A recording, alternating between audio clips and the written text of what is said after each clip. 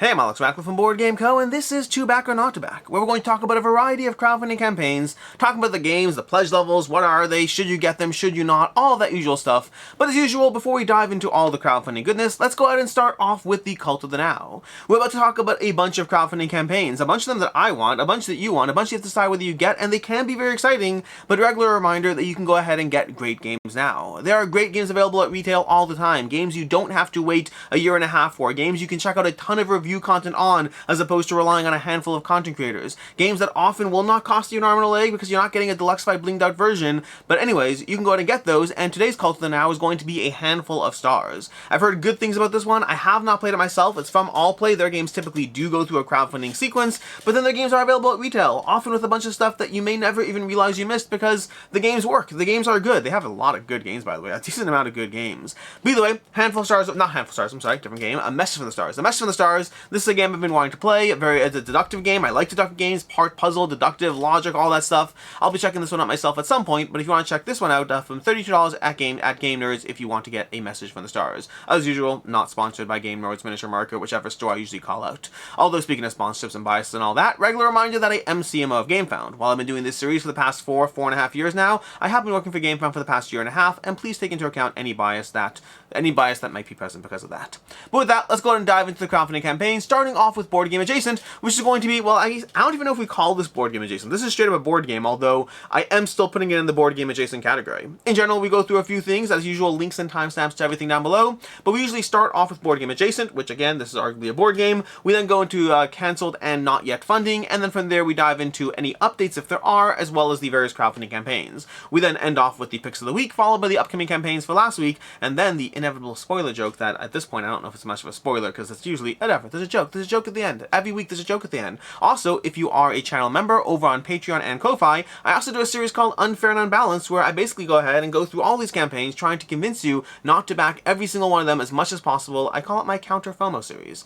Anyways, with that, let's go ahead and dive into 2024 Crokinole Boards. I put this in the Board Game Adjacent category because it's almost a table piece, but practically speaking, this is a Crokinole board from Mayday Games. I also am a big fan of the way they structure this campaign. I'll get through it shortly, but we have 3,500 backers, we have $464,000 raised. This is, I think, their 10th campaign? No, Season 8. They've been doing it for 10 years. They've been making and selling Crokinole boards for 10 years at this point, and Mayday Crokinole boards are a good deal coming in at $99, although there is like $40 shipping, although that's actually cheaper than the last time they ran this campaign. They've kept the price at a consistent $99, and they've lowered the shipping by $10 because the way they put it on the campaign page, shipping prices have gone down, and they're going to pass that savings on to you as opposed to continuously charging things, which is always nice. It's always nice when companies do that, when they don't just jack up the price and then leave it jacked up because now you're used to paying the new price, and they're like, hey, I can pocket an extra $10, so I'm happy that they're not doing that.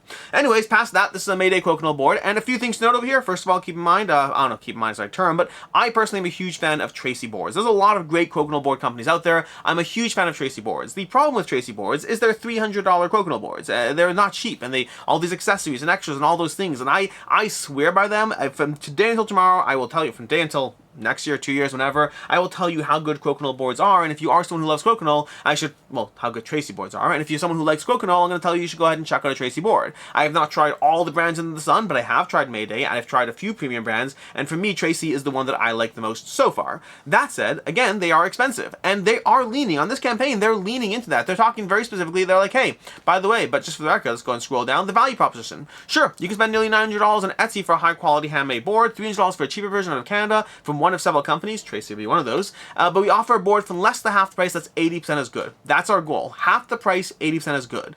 I love the transparency there. I love the fact that they're not trying to pitch themselves as, hey, our boards are the best. They're saying, no, this is 80% as good as a regular board, and it's half the price. So if you want to get in on Crokinole at the most affordable price point, and you don't need the bells and whistles, this is a good place to start. And I agree with them. It is a great place to start. I think if you're someone who's on the fence as to whether you want to own a Crokinole board or not, a Mayday Games Crokinole board, I think, is a great place to start in general because of their affordability relative to other boards. I think if you're someone who already loves Crokinole and is willing to spend the $300, you should get the $300 board. I think if it's someone who's on the fence as to which board is right for you or not, maybe try out some friends, check out some things.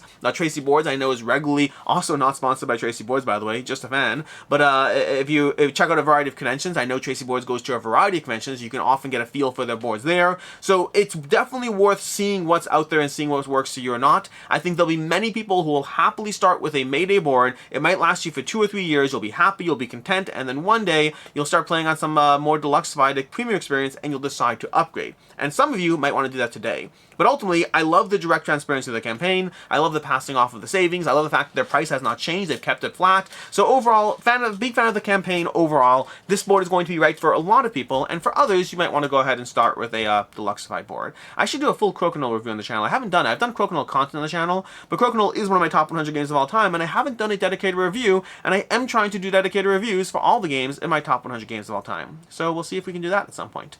But anyways, that is basically the campaign over here. And they also have accessories and stuff. They go through the campaign. There are a variety of accessories and wax and things like that are included in your board, when sometimes boards do charge extras for those things, and they're trying to give you like, hey, here's a bunch of basic stuff if you want to go ahead and try those out. And that's basically what we got over here. Oh, they do have a comparison of...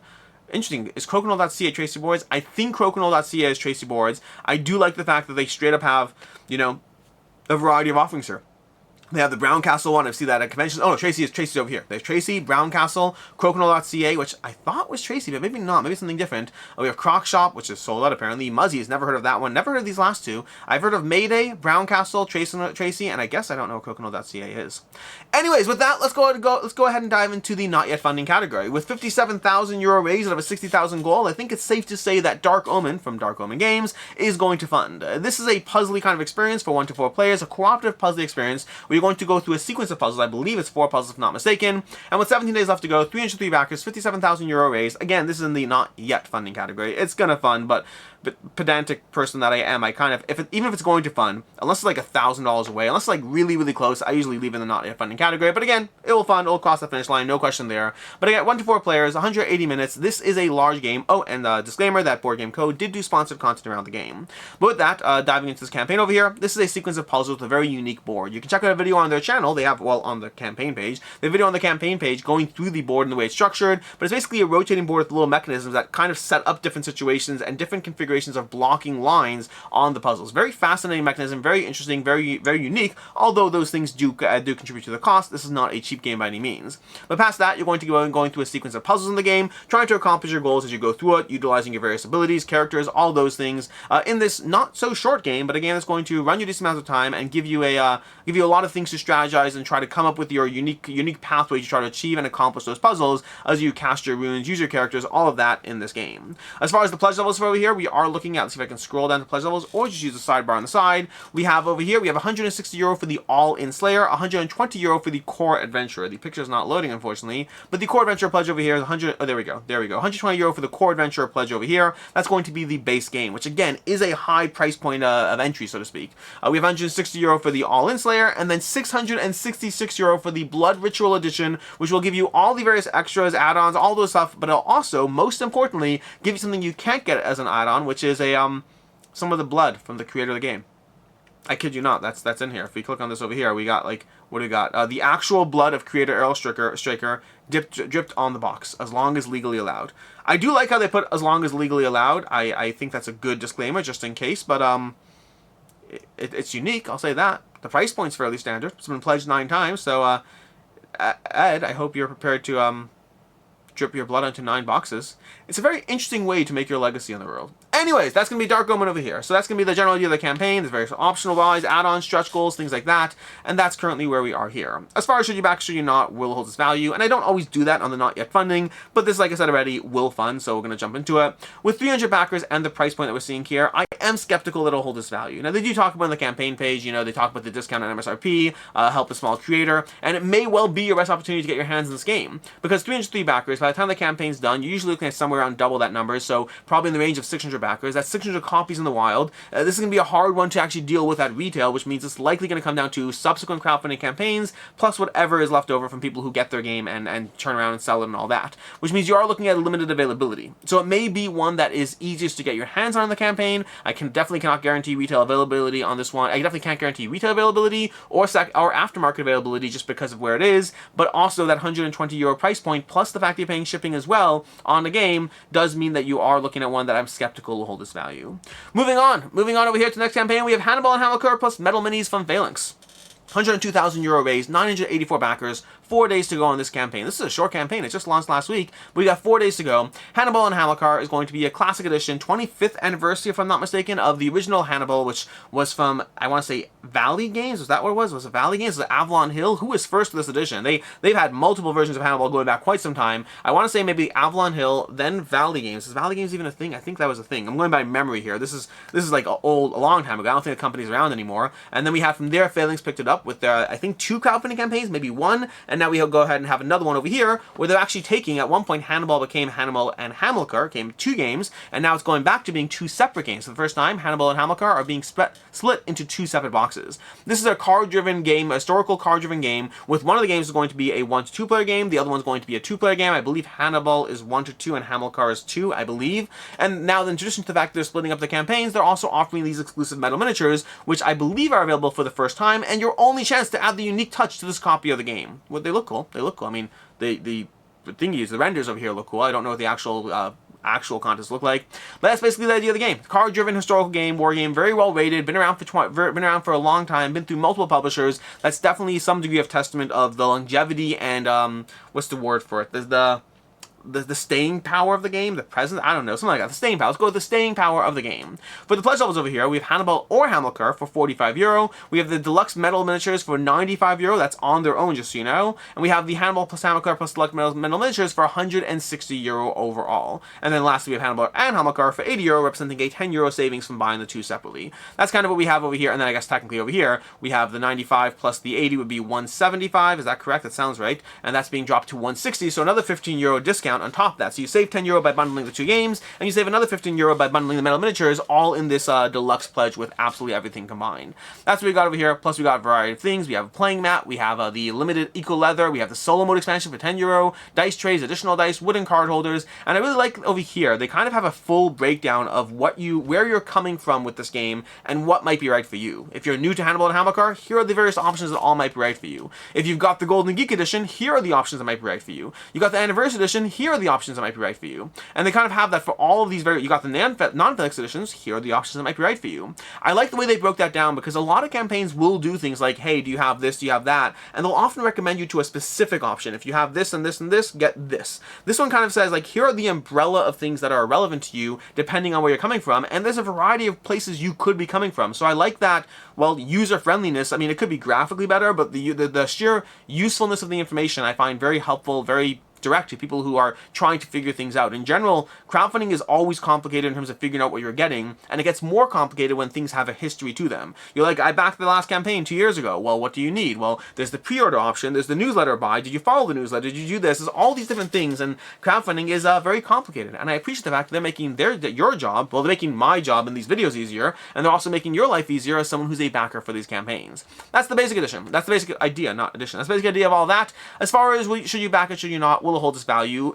Sort of yes, but not necessarily. Meaning, I put it in the medium range. Looking at copies of the game, how often they sell on a secondhand market, they are games that do fairly well in the secondhand market as far as their cost and value and all that. But I will say these are also not cheap, and once you factor in shipping as well, it's definitely in the not cheap range. So I would say that this one falls into, and also I'd say that there is a difference between the used copies, how much they go for, and the in-stream copies. And while that's always true, there's a larger difference than I normally see in this category, which means if you are getting this game and you try it out and you open it, all that stuff, based on the secondhand market right now, I'd say you can expect to see a decent amount of a decent amount of what you paid back, but definitely not all of it. Although the metal miniatures are a bit more of a question mark. I don't know how this will play out. That definitely has an extra degree of exclusivity and hard to get for something that's definitely premium and desired by people who want this campaign. So that could be a bit of a wild card here. I'd put it in the range of you probably will get most of your money back for overall, but not necessarily all of it on Hannibal and Hamilcar. And the usual disclaimer, I don't always say this in a video, although I should. Usual thing, when I talk about getting your money back or will it hold its value,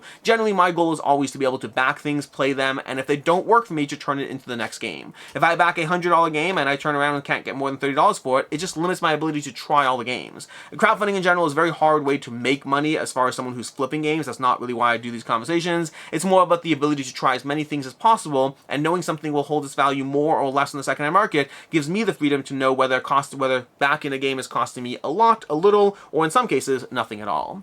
Moving on, we have over here, we have Mich in the Downgeon.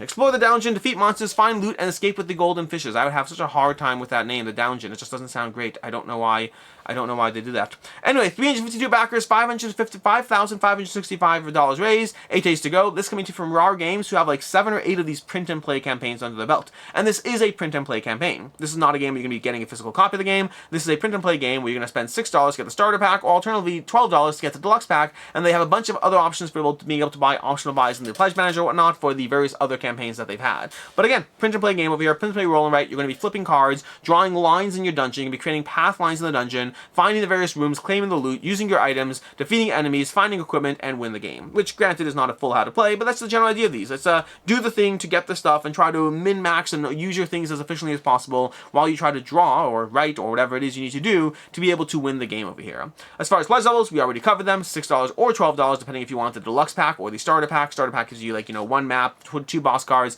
10 equipment cards, and the deluxe pack adds 3 maps, 5 boss cards, and 18 equipment cards. But again, all of this is print and play. Just factor that in before you buy it. As far as should you back it, should you not, will it hold its value? I don't really do that on print and play games. Back them. The general thing I do say is, if you historically have backed print and play games and you don't play them, then you're basically just donating your money to the creator, which if you're happy to do that, by all means do that. Whereas if you back these games and do play them, they are very often some of the best amount of gameplay you can get from a low cost because of how cheap and affordable these games are, but that only is true if you're actually playing them. Moving on, we have the 7 Seas, A New Start by Critical Hut Games over here. 7 Seas, A New Start, we have 12,000 euro raised, 445 backers, 20 days left to go. Embark on a thrilling adventure in the world of the 7 Seas, explore, trade, and fight to become a legend. Across, first of all, this game over here, it's going to be sort of worker placement. You're going to be placing a token down every round to take 2 actions each round across, I believe it was 7 rounds, not mistaken, it might have been 9 rounds, I have to double check over here, but basically taking multiple actions across a variety of rounds to explore, to fight each other, to do all that, and you're going to have 3 primary game modes in the game. You're going to have the Discovery game mode, which is more of a family-friendly version, you have the Advanced game mode, and then you have the solo play. That's going to be 15 minutes, 20 minutes, or 20 minutes, and that's per player, with the solo being 20 times 1, which is 20. The Advanced mode could be, 20 times 2, or 3, or 4, I don't know why I'm doing this, I don't know why I'm breaking that down. Anyway, so 3 basically game modes. So we got solo, we have advanced, we have solo, advanced, and introductory for this game. As far as the pledge levels over here, pledge levels are going to run you €40 for the core box. The captain pledge, which gives you the captains and officers additional gameplay, plus all unlocked stretch goals, is going to be €60. And the advised captain starts getting you to multiple pledge levels over here, as well as these various out-of-stock options for specific options. So some of these over here, we have the Lord of the Cursed Sea, looks like someone dropped their pledge, and that is available again if you want that option. You can you become one of the 2 pirate lords of the Burning Sea and a permanent part of the game. So they have that aspect of, these various pledges to make yourself a part of the game permanently. Past that, we have the stretch goals over here that have been unlocked, and that's basically what we have over here. Did I do the pledge levels? I just did the pledge levels, yes. As far as should you back it, should you not, will it hold its value? This looks like a lighter, friendly, accessible game. The gameplay looks fun, the video looks fun. Check out the video if you want to get a sense of the gameplay and all that. But overall, same thing as it usually will be. This game with 145 backers, there's just not enough demand on this one. And that lack of demand in the crowdfunding campaign usually translates to a lack of demand down the road as well, which means I'm skeptical that this one will hold its value. If you want to try it, by all means, this is the main way to guarantee getting a hand in the copy, especially with this limited amount of backers and therefore copies in the wild. I could see this one having a retail presence. It's a little cheaper on that price point, so it could go that way. But once you factor in the price of the game plus shipping, I am skeptical that this will hold its value. Moving on over here, we have Master of the Universe Battleground from Arkane Studios. 423,000 raised, 1,600 backers, 9 days left to go. I believe this is the first time on crowdfunding for this particular game, and if you're like, no, it's been on crowdfunding, no, the Master of the Universe Fields of Eternia was on crowdfunding from Arkane Studios. Masters of the Universe Clash for Eternia was on Kickstarter and GameFound for Simon, and Master of the Universe Battleground was a retail release that I think is a retail release, and now it's on crowdfunding with a whole bunch of content for this game. You have the starter set, which is basically going to be a 2-player skirmish game, although to be clear, it's a 2 to 4-player skirmish game. It has that flexibility, but games like this are usually played as 2-player games, although they have the capacity to play them at different player counts. It's like Dice Throne. Dice Throne is a 2-player game that also has ways to play it with more than 2 players. But anyways, Master of the Universe Battleground over here. So 2-player skirmish game or 2 to 4-player skirmish game over here with a ton of content. And I will try to break down some general notes about the content here. I will not be diving into every single little thing. There's just way too much to get into. Also, I will say there's like 2 or 3 campaigns I will not be covering today. As usual, if you think they're missing, by all means post them in the comments, because in case they are, then I can cover them next week. But some of them are intentionally pushed off to next week because I always try to make sure there's not too much content in any single week to make this video nice and absorbable. I try to aim for that hour or less area. I try, but either way. Anyways, Master of the Universe over here, Master of the Universe Battleground. So this is what we got. We have all these stretch goals over here, which don't visually tell you everything. We'll get to them a little bit later down, but it's nice to show you over here. We got stretch goals that have been unlocked over here. We have Master of the Universe, an 8.5 MBG currently, 2 to 4 players, 60 to 120 minutes, organized play. Again, skirmish game over here with a lot of miniatures. A lot of miniatures in the Master of the universe. And some of these miniatures, I believe the sculpts are either similar or exactly the same as some of the sculpts you've seen in Master of the Universe Field for Eternia, a game I still have not played. I played Clash for Eternia. I was excited about Field for Eternia. Some games, there's a good, like 10 crowdfunding games that I've backed in my basement here that I have not tabled and really, really want to. There's more than 10 games I haven't tabled. But there's a difference between like games I bought at retail, games I was sent to review, and crowdfunding games I backed and just want to table them. So listen, lots of money was spent in these games. They deserve to see the table.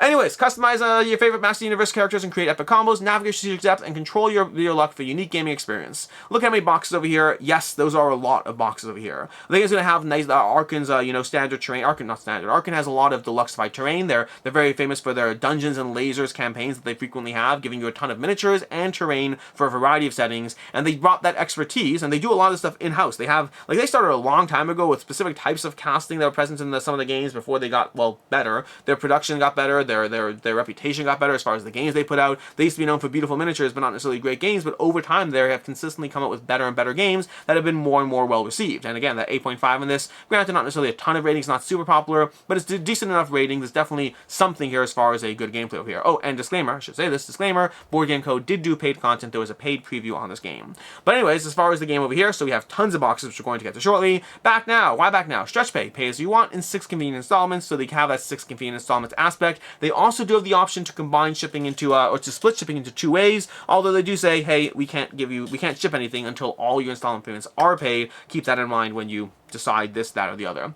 We have exclusive stuff that are not available at retail, which is true. There's a lot of exclusive content in this campaign. Discounts, which seemingly is true, and we'll talk about holding its value shortly. And early delivery, we're producing your pledge in-house. You will see it very soon. So theoretically, early delivery. I believe they do their own production in-house. In fact, what's the name? Goobertown Hobbies did a full kind of factory-ish tour of Arkan Studios. You can check that out. Goobertown Hobbies, fantastic channel, more focused on miniatures and miniature painting, but they have a whole behind-the-scenes tour aspect of Arkan Studios factory. Anyways, legendary characters, the ultimate battleground over here. So we have immerse yourself, etc., etc. There's gonna be a lot of things to scroll through over here. We have a link to go ahead and jump to the gameplay section in case you missed it over there. The whole campaign page is so long, they effectively have the video section down below, and they have a separate link higher up to say, hey, jump to the section. In fact, they do the same thing with stretch goals. They're like, stretch goals are down below, but here's stretch goals on top as a reminder because there's so much to scroll through and we know it. We have the starter set over here. We have stretch goals. We have promo models. Oh, we're up to the options. Okay, we have the Royal Guard. This is going to be an introductory pledge at $99. And the way they structured most of their pledges are based around choosing things, unless you went all in which case you choose all of it.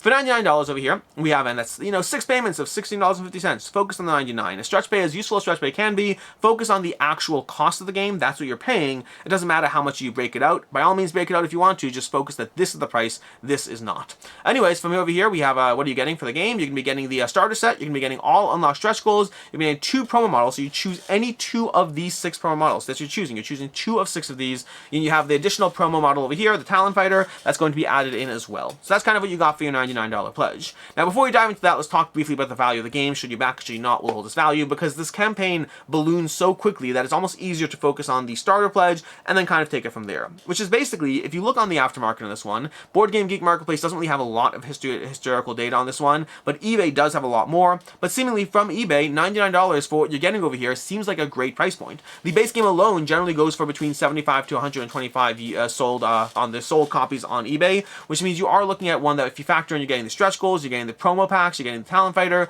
you are getting a very solid price overall on this starter set as far as the game goes. So at a glance, if you are interested in this game, it does seem like you are saving on retail and you're saving on the secondhand market if you go ahead and back this campaign, at least starting off. And at least starting off is important. We'll get to that in a second. The Captain Pledge, which seems like the same thing, it's $99. Oh, the Captain Pledge. Okay, the Captain Pledge seems to be There we go. Okay, the Captain Pledges if you already have the base game. So if you already have the base game for $99 again, you can go ahead and get the Unlock stretch goals, choose any one model over here, but then you can go ahead and choose any 2 of the 5 expansions. So we have Wave 2, Wave 4, Wave 7, Snake Men, Paternity Heroes. You can choose any 2 of 5 waves of additional content for the game if you go ahead and get that level. Then we have the mana tokens as well for the Champion Edition. So you have these mana tokens that are going to be metal bits for your mana in the game, and then you also have the additional promo model as well. And then you can also go ahead and get the Castle Grayskull Dice Tower for $20, which I'm pretty sure is the exact one from Fields of the... I'm just looking at it over here. Mine's under my desk. My Fields of Eternia is under my desk. Don't ask me why. But anyways, that looks like the exact same sculpt as the Fields of Eternia one. Which means if you have Field of Eternia, you can use that instead. You don't have to get both. The Lieutenant, you can get 1 starter set with stretch goals over here, 3 promo models. We have any 1 of 5 waves of content. So you're getting additional promo model, additional wave of content for $39 extra effectively. So, or $40 extra because it's $99 to $139. So for $40 extra, you're getting an extra promo and any 1 wave of content. This is a good time to focus on the value there over there, which is if you look on eBay, the value of these sets over here generally goes for between $25 to $50 on eBay in terms of that aftermarket value. And you factor in the promo as well, these go for a little chunk of change as well, which means I would say the $40 price point is a reasonable price point. Again, not necessarily the best deal ever, but one that it does seem like it overall will hold its value. Then we get to the Man-at-Arms, which is going to be not your all-in. The all-in is more expensive than that. Your Man-at-Arms is going to be the starter set, the stretch goals, 4 of 6 promo models, 2 of 5 sets of content, 2 waves, okay? So you choose any 2 bundles of 4, so wave 1, wave 3, etc. like that. You can go through these over here. We have the Castle Grayskull Dice Tower, the Talon Fighter, all for $249. And then for $469, that's like a whole lot of money over here. You can basically get everything. Stretch goals, all 6 promo models, all 5 expansions, all 4 waves of bundle. They like choose any 4 of 4. You're still choosing all 4. I guess technically speaking, the way the campaign is structured, you probably could choose wave 5 twice and not get wave 6 at all. You probably could do stuff like that. I don't know why you would want to, but you probably could in case you really do want to. And we have the mana tokens, all the stuff, basically all the stuff. And that's kind of the campaign over here. That's kind of breaking down the sheer amount of content. All of these are going to be just more content for the game. I'm not gonna, well, I'll keep scrolling while I talk, but you can see over here, there's so much to scroll through. There's also these extras over here, the stretch goals that have been unlocked, the dice sets and the characters and the terrain and all these things that are being unlocked. These are all in those stretch goals packs, which will factor into the holding its value or not. Which means overall, as far as should you back or should you not, will it hold its value? I think the answer mostly across the board is yes. I haven't broken down each individual pledge or wave, and some of these things aren't available yet, which means you are kind of extrapolating from what's out there. But overall, it seems like this is a fairly safe back just based on how the aftermarket has gone, at least on eBay. Again, Board Game Geek doesn't really have a lot of data on this one, which makes sense. This is a little bit more, it's a little more miniatures game than board game, although it is within the board game scene to an extent. Anyways, that is Master Universe Battleground, and with that, we're going to go ahead and dive on to the World of Kilforth, the Fantasy Quest games. 28,000 pounds raised, 262 backers, 11 days left. I will not be breaking down a should you back it will hold its value on this one, and the reason for that is because this isn't a game. This is, well, World of Kilforth, or Call of Kilforth is a game, but rather this is a campaign giving you offerings to all of All or Nothing's previous games. Basically, All or Nothing, a generally well-received company. They put out the whole Call of Kilforth series that has been incredibly well-received. It's going to be a solo game. Well, it's 1 to 4 players. I think it is often recommended solo, but a 1 to 4 player cooperative game. As far as, I think it's cooperative. I'm pretty sure it's cooperative. I could be wrong. But you'll be going through this game, leveling up your characters. I haven't played it. I do own it. I backed it. I'm very excited for it. But yeah, a very well-received solo game over here. But then they have everything else from their catalog. They have 1066. They have 1565. They have 1815. They have all their previous games, basically, which a lot of them are lane battlers, effectively. Like 1815 is another one that I have. I'm excited to dive into. But this is more of an offering of the various games within the Hall of Kilforth, within the Hall or Nothing. Within the Hall or Nothing lines of games. They have Shadows of Kilforth. We have Veilwith. I had a chance to play Veilwith a while ago. That's one that I never actually reviewed it. Meant to review it. Never got around to it. But Veilwith's going to be a solo puzzle. That one actually is solo, I think. Is it cooperative? Might be cooperative, but I think it's solo. Anyways, that's basically what we have over here. So we just have a lot of offerings from Hall or Nothing. In case you want to get in on any of their games, this is an opportunity to do so. They specifically say regarding the whole Call of Kilforth series that it won't be like printed again anytime soon. I think they said it's like limited availability or last chance to get your hands in it. And again, crowdfunding often says last chance, but I assume there's some degree. Let's scroll down to what exactly they say.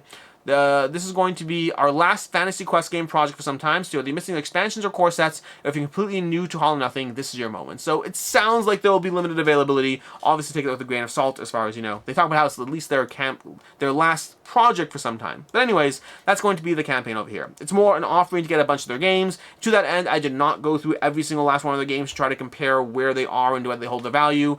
This is more of a general, hey, here's a campaign. It's a bunch of Hall or Nothing stuff. There's not an individual focus on any one thing over here. It's more an open store catalog situation, and so to that end, back away if you want, do your research if you want, but I'm not going to dive into every single last one of those for this. And with that, we're going to go ahead and move to the next one over here. And by the way, this is a game found week. Like, this week is like, usually I'd say game found is anywhere between 20 to maybe 40% of the projects I cover. This week is like 70% of the projects we're covering. A lot of these campaigns are game found this week. That's just where the projects are settled at the moment. We have Hunted Mining Colony, 415, second edition from Gabe Barrett from Barrett Publishing.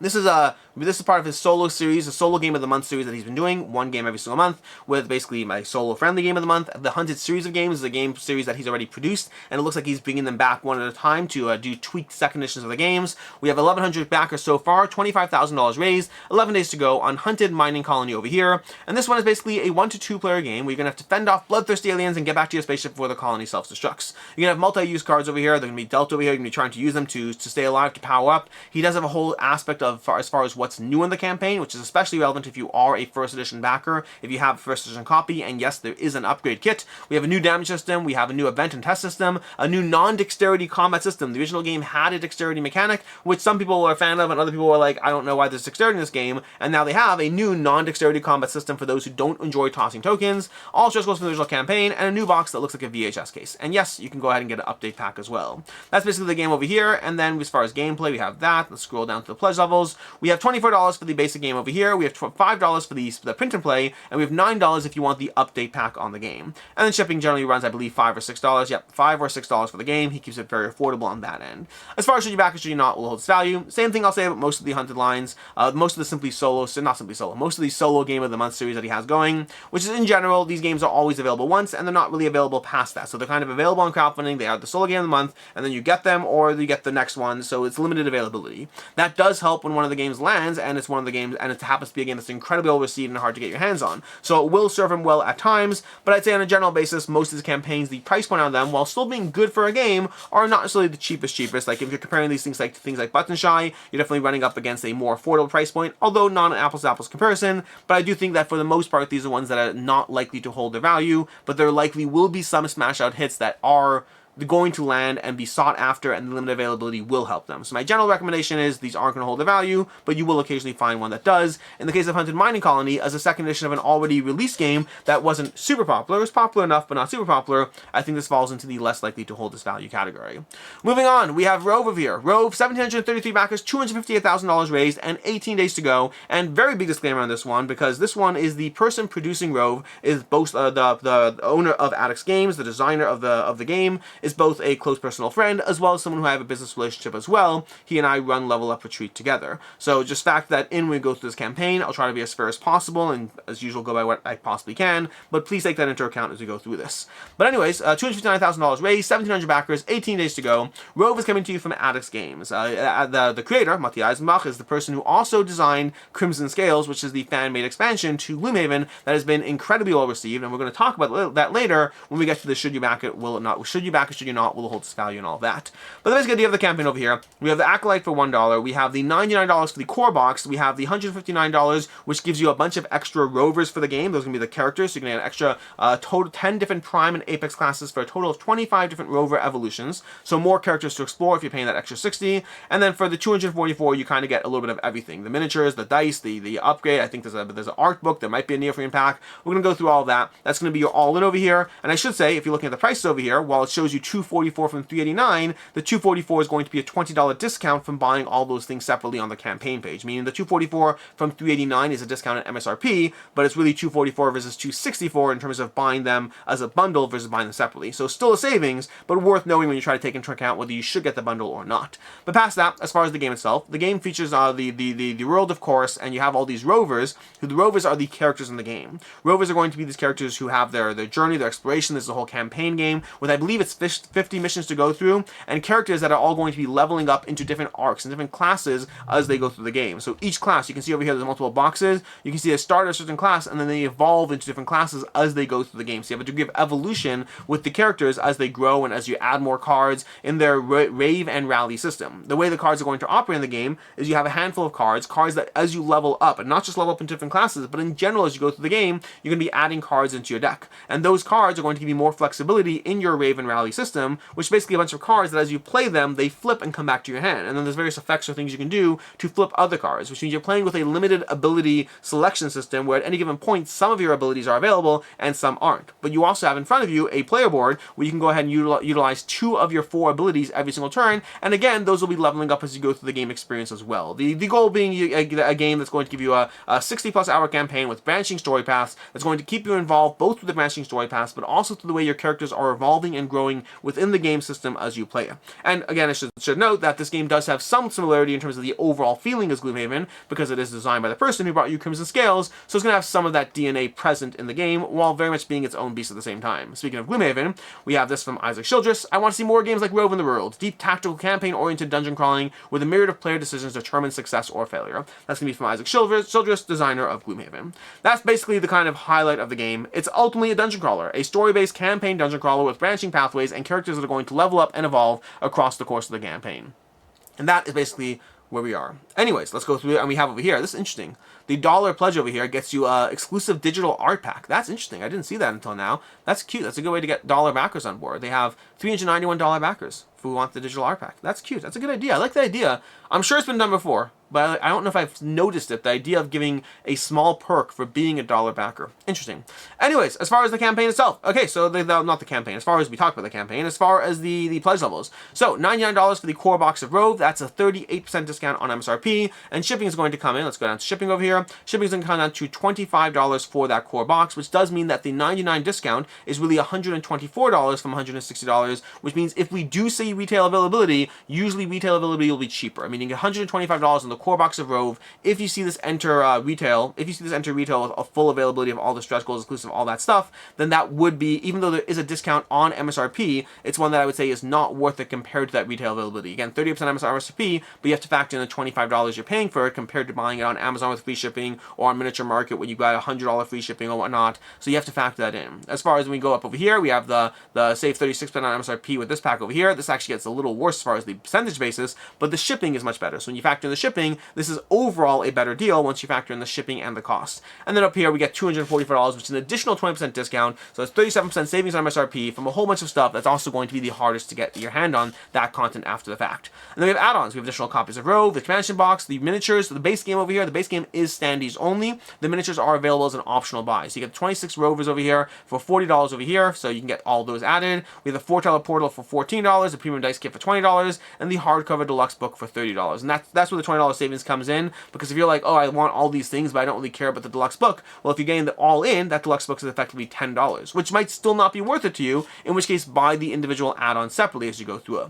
That's kind of where we are in this one, which brings us to the should you back it, should you not, will hold its value, and some of it's going to come down to that retail availability. Also, the pledge levels you're interested in. I say if you are interested, and there are things that are being unlocked over here, we have a round tracker, we have upgrade map stickers, removal stickers, campaign party tracker, and new encounters. They do have stretch goals that are being slowly unlocked as they go through the campaign, and they'll be unlocking more because based on just how the funding is going so far, and it'll continue to unlock more, and lots of testimonials, gameplay videos, all these various things, a ton of stuff, including a singing intro from West and Chris George and West Todd have a singing intro as well if you're interested in that over on Room and Board's channel. Make sure to check out all the content. The important stuff is the singing intros. But yeah, going back to what I was saying over here, as far as stretch goals, as far as should you back or should you not, will it hold its value? A lot of it will come down to that retail presence on the base pledge. The base pledge on its own, if they have that exact same game in retail availability, then what you're paying for it on the campaign page is likely not going to be as good as, it's not as worth it compared to the retail price down the road. Whereas if you are getting the higher level pledge levels, or or if that ends up being exclusive content, then at that point I think it is one that will overall hold its value. Because I don't think the price point is bad at all. If you compare it to the increase in how much these types of games tend to cost over the past several years, this almost feels like a callback to, like, I don't know, 4 or 5 years ago in terms of where these campaigns were priced 4 or 5 years ago. And in fact, the last thing that would probably be similar to this, that I think the closest thing I can think of, would be Kinfire Chronicles, which was one that held its value overall on the secondhand market. So it is priced fairly competitively. The main thing that right now that I'm wondering about is just that retail availability, whether it'll be, what price point will it be at retail, what price point will it settle at, because again, retail pricing always has a discount on MSRP, but without the $25 shipping. So the core price is likely where I think the worst value is. Once you move up overall, that's where it becomes a more competitive offering. Moving on over here, we have Regicide Legacy. $14 1,464 backers, 18 days to go, $149,000 raised. Regicide Legacy is a legacy version of Regicide. That's kind of all we really know here. So let's start with talking about what Regicide is. Regicide is a game that can be played with a regular deck of cards, or on Board Game Arena if you want, or with an actual game called Regicide, a game you can buy that is effectively a deck of cards. That's effectively what the game is. The game has you managing a hand of cards, either solo or cooperatively, while you play those cards to take down a sequence of the Jack, Queens, Kings, and Kings. The Jack, Queens, Kings, and Kings, as I said. Jack, Queens, and Kings. There's no aces. Jacks, well, there are aces, but they're in your hand. So you're trying to take down these jacks, queens, or kings. Now, every time you play a card, you're using it to deal damage, but each suit has an ability, and each time you're facing off against one of these regents, hence the whole Regicide aspect, every time you're facing off against one of these regents, they neutralize their own ability. So, for example, clubs deal double damage, but if you're facing the jack of clubs, your clubs are useless. They're just regular clubs at that point. They're debuffed effectively as you play through the game. It results in a very interesting puzzle where as you take down these regents, you can also add them to your deck, giving you more strength because they are stronger cards as you continue to fight through the sequence. It's a very challenging game, but it's a very rewarding thing because once you do win it, you feel like you really challenged and made your way through it. That's kind of base Regicide, and that's also going to be mostly what the first game you play of Regicide Legacy is. When I say the first game you play, if you don't know about it, Legacy games very often are evolving games where things are unlocked and the game changes as you go through it. It leaves its own legacy on the game. So this game is good for 12 missions, at which point, in theory, you can play in the Forever mode. In practice, very few, if any, Legacy games have I found compelling, or in general, most Legacy games in general, the opinion seems to be that they are not compelling games to continue to play through once you're done, even though many give you the option. And that's a general opinion, it's not an absolute, but I'm saying that if you are someone who's back in this game and looking at this, you should consider, my advice would be consider this a 12-game box. It's worth 12 games. You're going to get 12 missions out of this box. Anything extra you get out of it is a bonus. Most games that have all promised from here to tomorrow about how they're going to give you incredibly ongoing content, almost every game I know, people don't play through them when they're done. Even Ticket to Ride Legacy, which is the closest one I've gotten, is still a game that I'm willing to play through when I'm done, but I haven't done so yet. So I don't, again, just factor that in as you're making this decision. Even though it is infinitely replayable, you may not find yourself actually doing so. The problem with Legacy games is they have a high of unlocking content, and once that's done, it kind of loses the buzz, and it's almost more fun to play through it again, but that does involve buying another Legacy game. As far as the changes to the game, well, they want to keep it spoiler-free, which I appreciate because I'd want to play it spoiler-free, and so they'd only kind of have, this is Regicide Legacy. It's Regicide, but with 12 games and unlockable content, and that's all you're really going to know about it as far as the game goes. As far as the pledge levels, we're going to have $68 for Regicide Legacy over here, which is a 15% discount off MSRP. We're going to come back to that. We have $110 for Regicide Legacy plus Reset Box. That's basically giving you that extra $40 or so to be able to get the Reset Box, which lets you play through the entire campaign again for 15% off MSRP. And then we have Regicide Legacy plus Custom Art over here. So they have custom art options if you want to go ahead and get yourself involved in those. That's basically what we have for the game over here.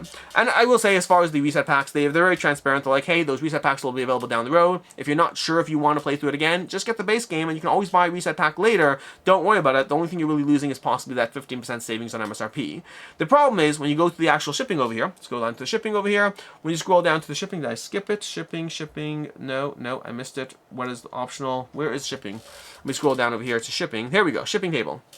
When you scroll down the shipping over here, the shipping is going to run you around $18 for the game. And again, that's a 15% savings off of MSRP. So you're looking at your, where is it? The $68 game over here, which is a 15% savings. What's the math on that? I don't know the exact math, but $80 would be $8.12. Oh, that's an $80 game. So it's an $80 game. That makes sense, I think, right? The math is 10% would be 8, 15% would be 12, which brings you down to 68. So this is an $80 game, which is giving you a $12 savings, but is then charging you $18 more, which means it's actually not giving you any savings at all, especially since traditional savings at retail usually is in that 20 to 30% range. So 15% would be a low-end savings at retail, which means so far, from what I can see of the game over here, this is a game that is promising retail availability. They're not promising you exclusive content, and they are charging you more than it's going to cost at retail. So I want this game. Make no mistake, I absolutely want this game. Regicide is popular enough. I believe it will have that retail presence and availability, and it will obviously depend which region you're in. There are places where it's just hard to get your hands on things, but I would say if you do have access to a friendly online local game store, you're going to be able to get this game for much cheaper than what you're going to have to pay for this between the game price and the shipping price. I just think this is overpriced. I am very, very interested in Regicide. I'd absolutely recommend that you go ahead and wait for retail on this one. It's the same game, just cheaper. So you're paying in advance with less reviews available, and you're paying more. It doesn't seem like a good reason to go out and get the game. Now, if your goal is to support the creators will get more money by getting it on crowdfunding as opposed to getting retail. For myself, I like the win-win of crowdfunding. I like to support the creators and also feel rewarded, and this one feels like it's just charging you more and not not giving you a strong reason to back. Anyways, I guess early access would be another reason. Anyways, moving on over here, we have Everbloom. Everbloom, 564 backers, 19 days to go. Everbloom is coming to you from a variety of variety of industry professionals who are starting Nerdvana games for the first time. So a new game company, but not new people behind the company. And Everbloom is going to be an interesting game of placing your, what's the word for it? I can't remember, your fauna or your floral. There's a term. You're placing your, where is it? Placing your chips, but there's a term, pollinators. You're sending your pollinators to hybrid beings during the wilderness phase. Basically, you're going to be, across, I believe it's 3 rounds of play, you're going to be setting your chips into different regions. Whoever has the most chips in each region is going to get that beast, which is going to add to the tableau, versus the remaining chips that are going to instead be sent to the various regions over here. We're going to attach the magical creatures that you've earned, and they're going to populate the groves. So the various extra pieces are going to go to the groves, which you can then go ahead and use them to create precious nectars on your beast, to pollinate hybrid beings in your engine. So it's basically an area control engine of trying to gather various cards to augment your tableau, while the things you don't give, the things that don't actually earn you for the tableau are still going to enter the infrastructure and the ecosystem and still be a benefit to you, which I like that concept, the idea of area control where you still benefit, just not necessarily the thing that you wanted as you go through it.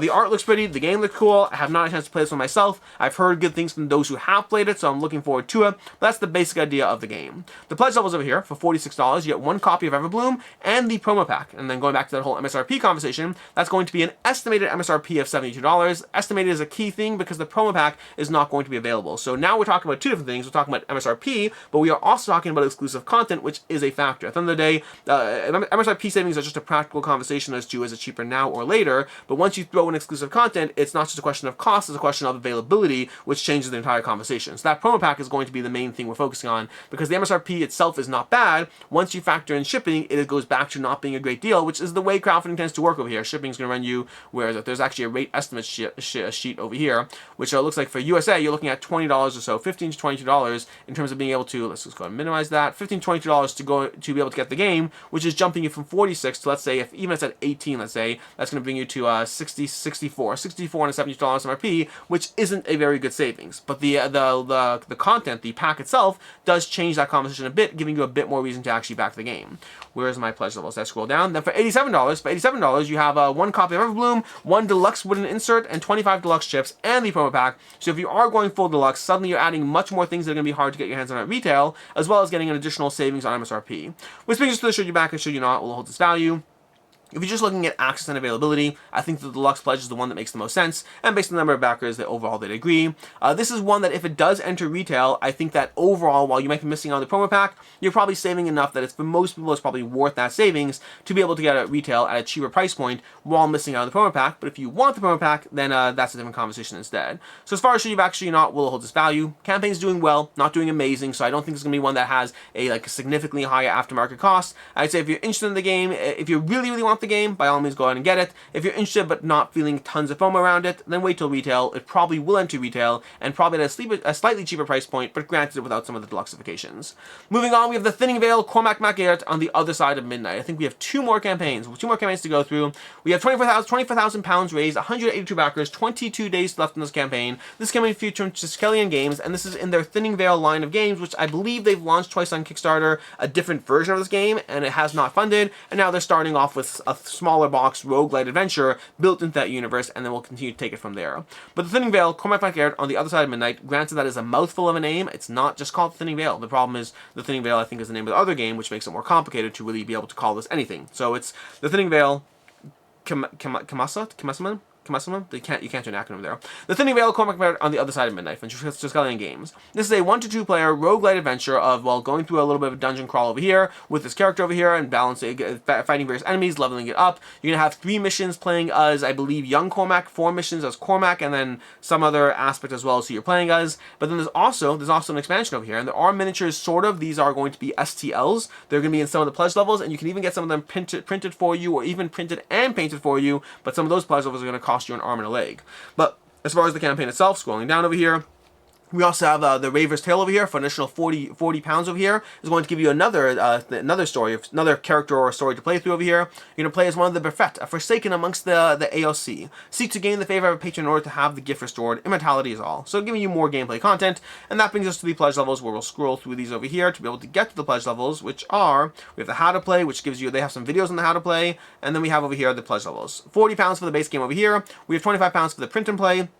We have £30 for the STLs of the miniatures, £100 for the Midnight Pledge over here, which is giving you an all-in of all the stuff, not the STLs. Then we have over here, well, you get the STLs, you don't get the printed miniatures. We have the Arcta Pledge for £200. That's going to involve printed STLs for you, so you will get those. It's an additional £100, but you are getting those printed miniatures instead. And then we have the Initiate Pledge, which gives you the base game with printed and painted STLs. The Craftsman Pledge, which gives you the expansion, or whatever, the first expansion over here, with printed and painted STLs. And the Master of the Arts Pledge over here, which is €1,000 for £1,000 for absolutely everything with printed and painted STLs, which I find actually interesting, but also intuitive, I guess. We have 3 people getting that, none at the intermediate, and 1 at the initiate over here, which kind of makes sense, because base game, at least you want the base game. If you want all in, go all in. That middle level over here, once you're paying that much, like, you're either doing the 6, it makes sense. It makes sense what I'm saying. That's all I'm saying. Anyways, past that, the variety of stretch goals over here, and that's going to bring us to the should you back it. As far as should you back it, should you not, will hold its value, and then we have the shipping table over here. Will hold its value. I'm skeptical it will. This is decently expensive considering the gameplay and content you're getting out of it, especially once you factor into those higher levels. I appreciate what they're doing as far as giving you a starting off point that is more accessible, but it is a smaller game overall compared to what other things are out there, and those additional levels with the STLs and the additional like paint and everything, those are just like passion things that are going to be very hard to get your money back at all if this isn't the game system that works for you. I think this is a good way to get this game out there and start building a reputation and getting that groundwork, but overall I still think it's one that I'm skeptical will hold its value.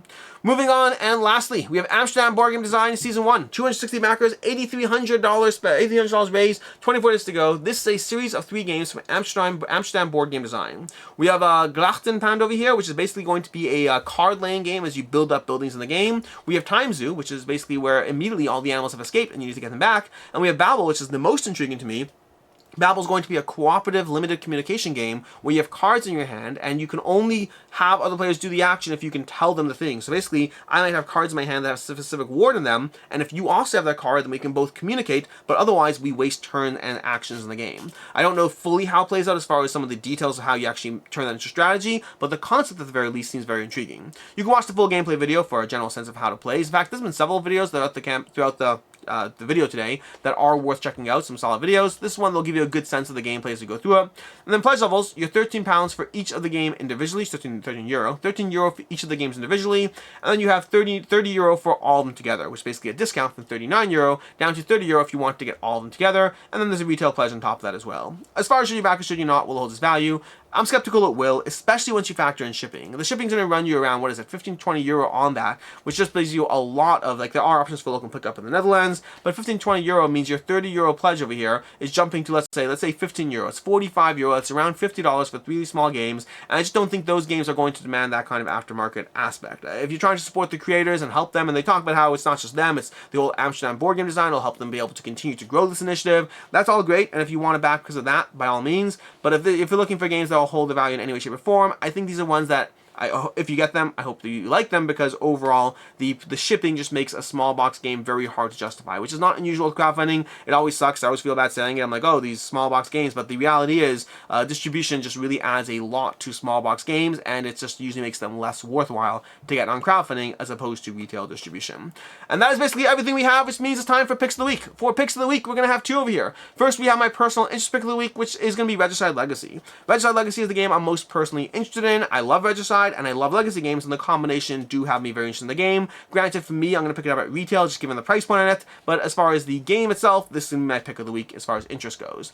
And as far as should it hold its value, which one will hold its value the most, I think I'm going to go with Master of the Universe Battleground. This one overall does seem, based on the aftermarket on this one, it does seem like one that will hold its value the most from where things have been so far. It's impossible to say without continue to hold true. This is definitely doing well as far as crowdfunding campaigns goes. That's going to grow the aftermarket, which is also going to mean slightly more competitive. But just looking at where things are right now, I think this is the one that is most likely to hold its value as far as the games we've covered today. And as far as coming up next week, we have a few things. We have Rebirth. We have, again, this is a small selection of games that will be launching next week. We have Rebirth from Regicide and Mighty Boards. 8,400 people following the campaign. This is going to be a tile-laying game from, well, Rainier Knizia, who does a ton of tile-laying games, and of course Mighty Boards. And then we have launching over on GameFound. This is more of a pre-order, but it's still, I think it's cool enough I want to talk about it. This is going to be Ironwood over here from Mind Clash Games, launching as a pre-order next week. This is going to be a 2-player asymmetric game of the Woodwalkers or the Ironclad as they try to achieve their own unique goals in this game. And that is basically everything. Until next time, I'm Alex Radcliffe from Board Game Co. I hope you enjoyed this video, and as always, I hope you have a good one.